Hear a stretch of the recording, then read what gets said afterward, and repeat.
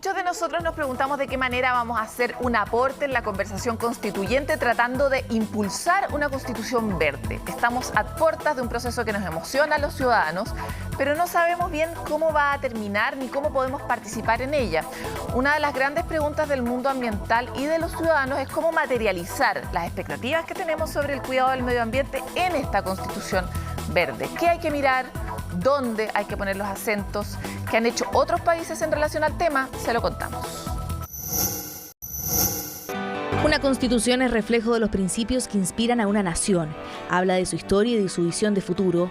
Hoy muchas están empezando a integrar la agenda ambiental que la crisis planetaria trajo. ¿Pero es la constitución la llamada a hacer ese trabajo? Revisemos. Nueva Zelanda hace 3 años declaró el río Wanganui el tercero más grande del país, un lugar con los mismos derechos y deberes que una persona. Sus intereses son representados por un miembro de la tribu y un delegado del Estado. Otros países como Ecuador y Bolivia tienen consagrados los derechos de la naturaleza en la Constitución. El viejo continente ha decidido comprometerse con un futuro sustentable, dando ejemplos en ámbitos como el diseño de ciudades y la inversión. ¿Pero qué pasa con el ámbito legal? En España, las regulaciones definen la responsabilidad medioambiental para la conservación de los hábitats naturales o la calidad del aire, la gestión de residuos, la contaminación del suelo, los efectos del uso de los productos químicos o los incendios forestales. Es una ley la que obliga a reparar cualquier daño que cause el medio ambiente. ¿Cuál es la visión de la Unión Europea sobre los desafíos para la sustentabilidad? Pues los principales desafíos que tenemos para construir un Estado, una economía y una sociedad sostenibles son sobre todo 2, yo diría. Una, la concienciación y los cambios de comportamientos que tenemos que tener cada uno de nosotros, la manera en la que consumimos, la manera en la que vivimos, la manera en la que transportamos, la manera en la que nos calentamos. Las personas y la cultura son las primeras en la lista. El segundo gran desafío es una transformación del sistema energético. Y ello requiere grandes inversiones en tecnologías limpias, grandes inversiones en investigación, en ciencia y en desarrollo.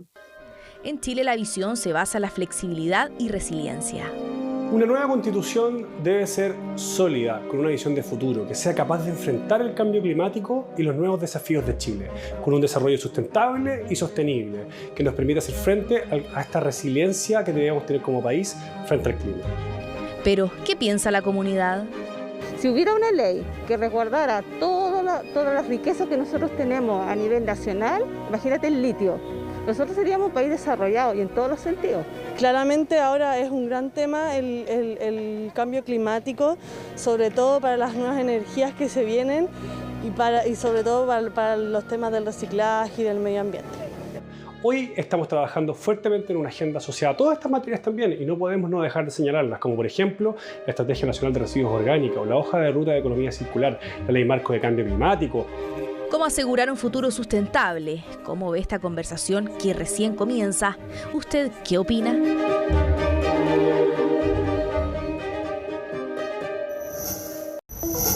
El agua es sin duda el recurso necesario para sostener la vida en el planeta y su manejo y su distribución es hoy una de las grandes tensiones del planeta. Mejorar, por ejemplo, el manejo del agua en la agricultura es uno de los grandes desafíos en un escenario de escasez hídrica como el que estamos enfrentando en Chile. Para conocer cómo la tecnología puede ayudarnos a enfrentar ese problema, queremos revisar esta entrevista que tuvimos con Álvaro Izaguirre, CEO de la Fundación para la Innovación Agraria. ¿Cómo la tecnología puede ayudar a que la agricultura chilena sea más sustentable? La Fundación para la Innovación Agraria lanzó una plataforma agrícola que permite determinar los requerimientos de agua que tienen los principales cultivos. Cómo se pueden usar también imágenes satelitales para supervisar el desarrollo de la vegetación, etcétera, etcétera. Sobre este tema que queremos hablar con Álvaro Izaguirre, director ejecutivo de esta misma Fundación para la Innovación Agraria. Gracias, Álvaro, por estar en Desafío Tierra. Gracias, Paloma. Muy bien, ¿cómo estás? Quiero hablar de los etcéteras contigo. Primero que nos expliques cómo funciona esta plataforma.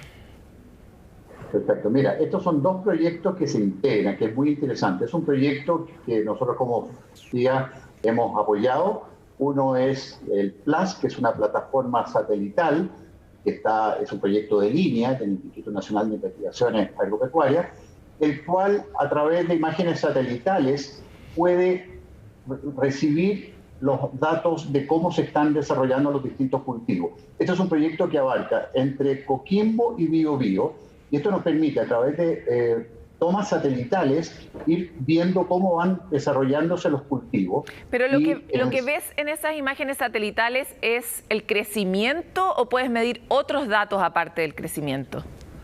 Mira, se dan dos cosas. Por un lado, estás tomando las imágenes en tiempo real y eso te va dando una dinámica que te permite comparar entre una toma y la siguiente, y eso te va dando el crecimiento, el tamaño del cultivo. Y en forma paralela tenemos otro proyecto que es el del ETO, que es de evapotranspiración, en el cual estamos midiendo con otros satélites la evapotranspiración, y esto en conjunto con estaciones meteorológicas que tenemos en todo Chile, en este caso particular, todas aquellas que están entre Coquimbo y Biobío. Esto permite integrar, por un lado, la evaporación que se está produciendo en las distintas zonas geográficas del territorio y, por otro lado, el crecimiento. Ahora, el cultivo, en la medida que va creciendo, va teniendo un requerimiento hídrico distinto a una plantita que está pequeña, una que está con un follaje grande, y esa evapotranspiración es la cual estos dos programas se integran y dan la recomendación. Esto es muy importante, Paloma, porque muchas veces los agricultores no saben bien ni tienen los instrumentos para poder determinar cuándo y cuánto regar. Es muy probable que algunos agricultores pongan mucha agua y hay una ineficiencia en el manejo hídrico de estos recursos, y por otro lado hay otros que apliquen poco y con eso tienen un efecto en la productividad. Es decir, aquí tenemos un proyecto, como decía, que está realizado por el INIA, y el segundo proyecto que es un trabajo en conjunto entre la Universidad de Talca y la Universidad de Chile. Es decir, aquí integran la información del crecimiento y de la evapotranspiración, y tú puedes en tiempo real saber cuánto necesita en tu localidad tal cultivo. Esto es una herramienta realmente revolucionaria para la agricultura chilena. Es una tecnología muy importante que nos va a ayudar a realmente gestionar el agua en Chile. Me imagino, Álvaro, que esto tiene que ver con complementar también con otro tipo de herramientas, como por ejemplo que en las mismas bases el riego pueda ser por goteo o pueda justamente medir la cantidad de agua que uno está inyectando a los cultivos. ¿Tenemos esa infraestructura para complementar esta innovación? Sí, Paloma, justamente lo que tiene muy interesante este proyecto, como digo, es que nos dice el cuánto regar y el cómo regar, el cuánto regar. Y en ese sentido, como digo, la evapotranspiración es lo que tenemos que reponer. O sea, el cultivo en los distintos estados saca una cantidad de agua y esa es la misma cantidad de agua que hay que ponerle. Ahora, a través de el riego por aspersión o el riego por cinta o microjet, hay una serie de tecnologías que nos permiten hacer un uso mucho más eficiente del agua. Si uno ve un cultivo de maíz que tiene, por ejemplo, surco, bueno, ese surco tiene una eficiencia pero que es baja. Si uno recurre a riego, como decía, por goteo o microjet, está poniendo la cantidad de agua con la precisión que requiere en la planta para la necesidad del cultivo. Álvaro, ¿y qué tanto han penetrado o son útiles estas herramientas para los medianos agricultores? Porque me imagino que toda la tecnología, como suele ser, es mucho mejor aprovechada por las industrias que son más grandes, que tienen la capacidad de investigar y de acceder a estas innovaciones. ¿Cuánto ha permeado esta tecnología, tanto la del riego como la de poder acceder a datos en agricultores más medianos o pequeños? Mira, justamente este proyecto del que hablábamos, de esta integración de estos dos proyectos, es una información disponible, pública y gratis. Es decir, esta oportunidad que ofrecen estos proyectos de en cualquier punto del territorio, entre, como decía, Coquimbo y Biobío, cualquier agricultor puede acceder a través de Internet y, bueno, hay que capacitar y existe la posibilidad de capacitarse. No es una cosa muy compleja y realmente permite a ese agricultor disponer de esta tecnología de punta para poder aplicarla. Ahora, como bien dices tú, efectivamente, probablemente las empresas agrícolas más grandes disponen de más recursos. Sin embargo, como también hemos visto cómo medianos agricultores y pequeños agricultores están adquiriendo este tipo de tecnología y están haciendo un uso más eficiente del agua. El agua es el recurso más escaso, el recurso que hoy día más nos limita como agricultura, no solo en Chile, sino que a nivel mundial. Y en ese sentido tenemos que ser muy eficientes y estas metodologías, estos sistemas de riego realmente nos ayudan. De todas maneras, ahora yo soy agricultora. ¿Cómo puedo hacer para capacitarme en esta herramienta? Bueno, existen distintos lugares en la web en la cual se puede acceder a este tipo de tecnología, por un lado para conocerla y por otro lado para capacitarla. Específicamente lo que tú me estás preguntando de este proyecto, déjame que tengo por aquí el torpeo con la dirección. Perdón, aquí está, www.eto.utalca.cl. Tú entras a esa página, vas a poder aprender, está explicado en un sistema muy fácil, y por otro lado puedes ahí mismo capacitarte y ver cómo poder aplicar y usar esta tecnología. Ahora, Álvaro, cuando tú miras, tenemos países que son pioneros en la utilización eficiente del agua, como aquellos que desde que nacieron han tenido que administrar el problema, como Israel, por ejemplo, u otros que tienen políticas de desarrollo de escasez hídrica, como Dinamarca, que también han tenido mucha información pública, etcétera. ¿Cómo ves tú que están los agricultores, tu sector, en materia de eficiencia energética, eficiencia del agua? ¿Cuán capacitados estamos? ¿Cuánto sabemos? Y pongámosle una nota entre 1 y 7. ¿Cómo crees que estamos?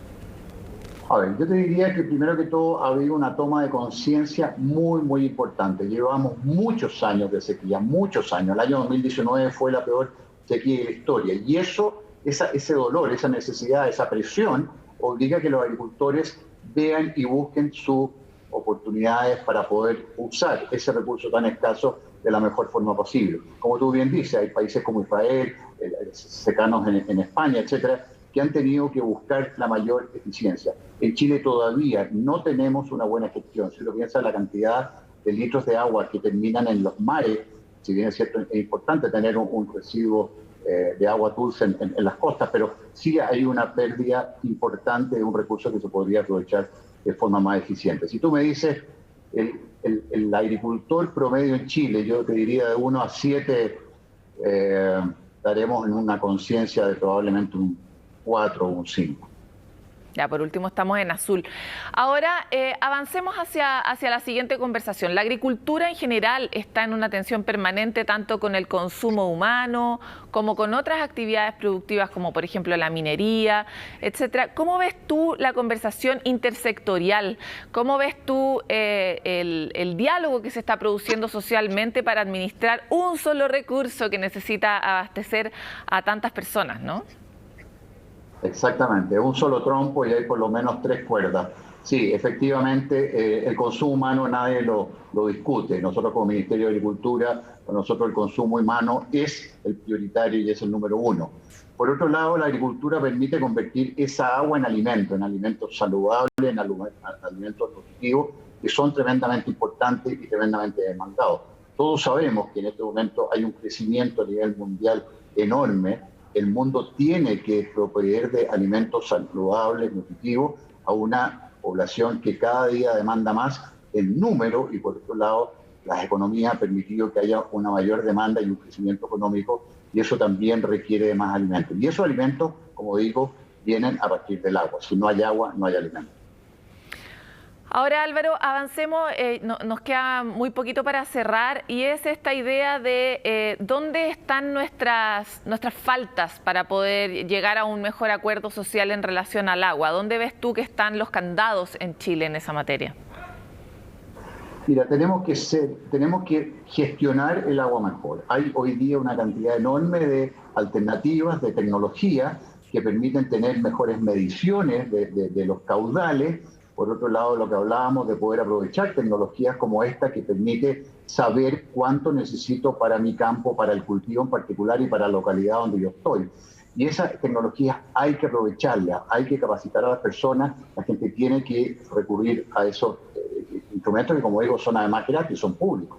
Y adicionalmente a eso, dentro de la gestión intrapredial también es muy importante usar equipos de riego que sean más eficientes, aprovechar todos los derrames. Hay mucho por hacer, hay mucho por hacer. El agua históricamente siempre tuvimos suficiente y no hemos desarrollado la cultura. Si uno ve, por ejemplo, la agricultura en el norte, en el desierto es un ejemplo de un uso tremendamente eficiente, un uso de tecnología, un uso de aprovechar todo lo que se recircule, que se aprovechen las aguas grises, etcétera. A eso tenemos que llegar. Tenemos que mirar al norte. La agricultura de la zona central tiene que mirar al norte, tiene que ver cómo el desierto aprovecha sus recursos. El norte está en el norte para nosotros, entonces. Álvaro, te quiero agradecer este contacto con Desafío Tierra. Muchas gracias, Paloma. Hemos vivido semanas de protestas del mundo de la agricultura por la desesperación de no tener agua. Tenemos comunidades que han protestado históricamente por la desesperación de no tener agua. Y aún así somos un país que todavía no ha desarrollado las herramientas o la cultura más avanzada para poder aprovechar este recurso. Así que con este desafío y provocación vamos a una pausa y volvemos con más.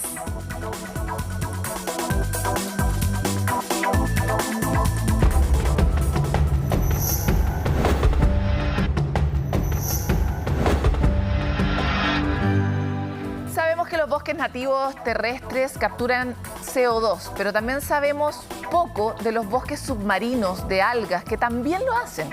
¿Cuánto nos aportan? ¿Cuál es su valor real? Todo eso se lo contamos en la siguiente nota. Son poco conocidos, pueden superar los 60 metros de largo y esconden verdaderos tesoros en lo más profundo. Los bosques marinos albergan algo más que algas y especies. La existencia de estas algas es un bien muy importante para el desarrollo ecosistemático de diferentes especies. Fue lo descubierto por un equipo de investigadores de la Universidad Austral de Chile. En su estudio se concluyó que el bosque de güiro de la Patagonia cumple un rol ecológico primordial para disminuir la contaminación y capturar CO2. Que ellas, al realizar fotosíntesis, son capaces de fijar una fracción importante del CO2 acumulado en el planeta debido a la actividad humana. Estos ecosistemas son un conjunto de algas, crecen en las costas rocosas de mares templados fríos como los de Chile. La mayoría de ellos parecen un árbol con sus raíces y son estas las que capturan dióxido de carbono. La investigación además destaca que regulan la fuerza de las corrientes marinas, el microclima y disminuyen la salinidad, efectos causados por el cambio climático y el calentamiento global. En Chile estamos recién comenzando con este tipo de estudios, especialmente en la zona sur austral, donde intentamos ver a qué tasas estas algas fotosintetizan. Como si fuera poco, albergan nutrientes y son importantes áreas de reproducción y alimentación de animales. Llegan a proteger cerca de 240 especies de flora y fauna, por lo que su existencia es clave para frenar la crisis climática. Las etapas tempranas de centolla, etapas tempranas de erizo, viven en estos ambientes y son protegidos por ello. Y cuando uno piensa en la remoción de estos hábitats, evidentemente perdemos todos estos servicios ecosistémicos que nos va a entregar el bosque. Durante los últimos años están amenazados por el impacto de la actividad humana, motivo por el que científicos piden con urgencia su conservación. A través de un manejo sustentable del recurso que permita disminuir su sobreexplotación o promoviendo iniciativas de repoblamiento. Así también el desarrollo de sistemas de cultivo de esta especie, sobre todo en áreas donde se encuentra más amenazada. La vida acuática aún es abundante, pero el riesgo de la crisis climática puede ser mayor. No hay más tiempo y desde lo más hondo del océano, el reloj corre sin parar. Hasta aquí llega este capítulo de Desafío Tierra. Como siempre, los dejamos invitados a mantenerse conectados de nosotros a través de nuestras plataformas, leyendo nuestras noticias, nuestros reportajes, haciendo comentarios. Y usted manténgase siempre en sintonía de CNN Chile.